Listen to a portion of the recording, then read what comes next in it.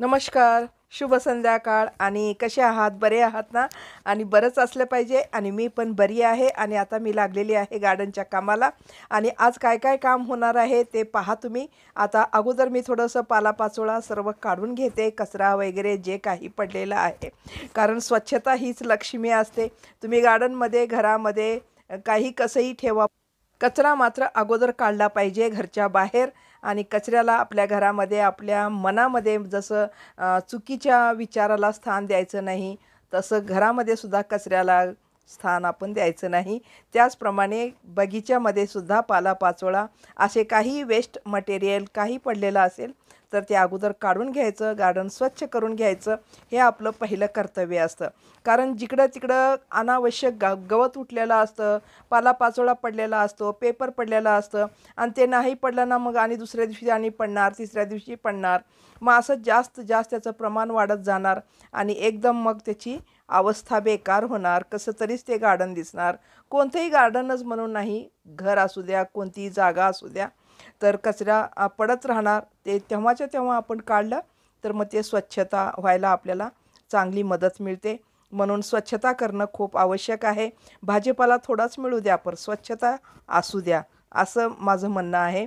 तर इथं थोडं मुळा लावून घेते, थोडीशी जागा आहे इथं.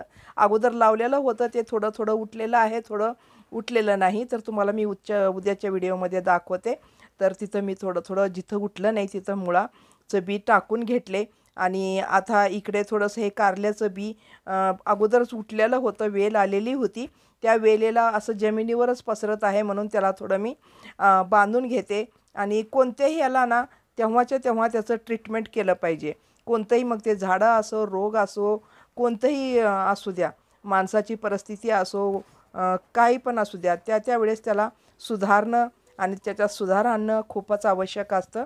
तर हे पॉट तर इतकेच म्हणजे सिमेंट पडून असं हे झालेले आहेत ना, ते सुद्धा थोडं कपड्यानं पुसून घ्यावं म्हणत आहे. पण होतच नाही. आता इथे मिरचीचं एक झाड होतं आणि मी लसणाचे लावलेले होते, ते काहीच आलं नाही. आता ते सर्व साफ करून घेते, एकदम प्लेन करून घेते आणि खोदून एकदम माती सैल करून घेते आणि याच्यामध्ये मी काय लावते पहा, तुम्ही पण पहा.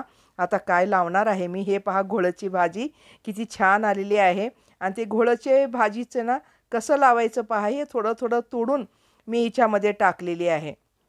म्हणजे सर्व एवढ्या जागेत ते घोळची भाजी पसरून जाईल. आता पहिलं एका पॉटमध्येच होते ना, पॉटमध्येच ती वाढत होती आणि जास्तही वाढत नव्हती पॉटमध्ये. किती दिवस झालं तिथंच मी वाढवत होते म्हणजे की दुसरीकडे आपण लावता येईल या हेतूने. तर आता दुसरीकडे मी ते तोडून तोडून लावत आहे पहा. एवढ्याशा प्लॉटमधली भाजी आता कितीतरी जागेमध्ये पसरणार तुम्ही पहा. थोड्या दिवसात मी तुम्हाला दाखवतेच. कारण त्याला मुळं असतात ना लहान लहान, ते आपोआप चिटकून जातात. कुठं टाकलं तिथं चिटकतात आणि नक्की येतात हे. आता पहा, इतका जागा आहे ना, लसूण जे लावलेलं होतं तेवढी पूर्ण जागेमध्ये मी पूर्ण पसरून घेतलं पहा, हे पहा. आणि थोडंसं असं थोडं मातीनं झाकल्यासारखं करायचं, पूर्ण नाही, थोडं थोडं त्याच्या मुळा थोड्याशा चिटकण्यापुरत्या. तर आणि वरून पाणी घालून घ्यायचं. तर हे मूळ चिटकून जातात आणि घोळची भाजी पूर्ण आता बघा कशी येते. ते मी आल्यानंतर मी तुम्हाला नक्की दाखवणारच. गार्डनचं अपडेट मी तुम्हाला देतच राहणार. आणि ह्या पॉटमध्ये आता खाली ठेवायचं नाही. कोणतेही पॉट आहे ना, खाली ठेवायचे नसतात. पॉट हे कशासाठी असतात? झाडं, झुडपं, रोपटं लावण्यासाठी असतात. मग कोणतेही पॉट उगी टाकून देणं, वेस्ट मटेरियल त्याला समजणं नाही, ते अशुभ लक्षण असतं. तर त्याच्यामध्ये मी सदाफुलीचं लावून तिथं मी ठेवलेलं आहे. आणि हे पहा, फ्लावर किती मस्त आलेले आहेत ना. आणि चला मग आता मी इकडच्या बाजूला येते. हे जे पॉट आहेत दोन मोठे मोठे, हे पॉट तर भयंकर डोकेदुखी झालेली आहे. कारण दोनदा त्याच्यामध्ये मेथी लावली, दोनदाही बेकार झाली, काहीच आली नाही. आता काय लावावं काय लावावं, तर तिथली जागाच मी हलवून घेते आणि घुशीनं जे छिद्र केलेलं होतं तिथंच जर आहे तर ते जागाच करून घेते मी. तिथं मोकळी थोडं जागा होईल. तर ते उचलणं इतकं शक्य नाही, इतकं मोठे मोठे आहेत ना आणि इतके जड आहेत ते. तर ते मी अगोदर काय करते, त्याच्यावर पण उपाय आहे. तर ते उचलणं होत नाही ना, तर त्याची अगोदर मी माती खाली करून घेते. तर टोपल्यात त्याची माती मी खाली करून घेत आहे. आणि आज काय दोन्ही टबमध्ये होणार नाही, पण एक टब तरी मी आज रेडी करते. दररोज थोडं थोडं तरी बी लावणं हे आणि माझं एक मी उद्देशच ठेवलेला आहे. की गार्डनिंग करायची तर चांगलीच करायची, उगी कसंही करायची नाही. काहीतरी फळ फूल आपल्याला मिळालंच पाहिजे. तर आता हे मी असं वडत वडत वडत वडत आणलेली आहे. अर्धी खाली केलेली आहे, पूर्णही नाही, अर्धी खाली केलेली आहे. बापरे, एवढ्यातच मला घाम आला. किती म्हणजे गार्डनचं काम कसं असतं पहा. आणि सावली आहे, ऊन नाही, वरती झाडं असल्यामुळे हे पॉट मी अर्धं खाली केलेलं आहे, अर्धं टोपल्यात काढली माती. आता त्याला मी वडत वडत वडत इकडं आणलेलं आहे, म्हणजे जास्त लांब घेऊन जाणार नाही, इथंच ठेवते. आता त्याला पण वडून आणायचं आहे, पण ते तर इतकं जड आहे, त्याची पण अर्धी खाली करावं लागेल माती. तर त्याला मी उद्या करते. आज ह्याच्यामध्येच मी हे पहा माती आणलेली आहे आणि ही अर्धी खाली केलेली जी माती होती ते मी आता ह्याच्यामध्ये घालून घेते. आणि ही अळूची ना पानं तरी खूप मोठे मोठे येतात आणि खूप जागा घेरतात आणि सगळं खाली काहीच येऊ देत नाही. त्यालाही थोडं मध्ये मध्ये काटून फेकणं आवश्यक असतं.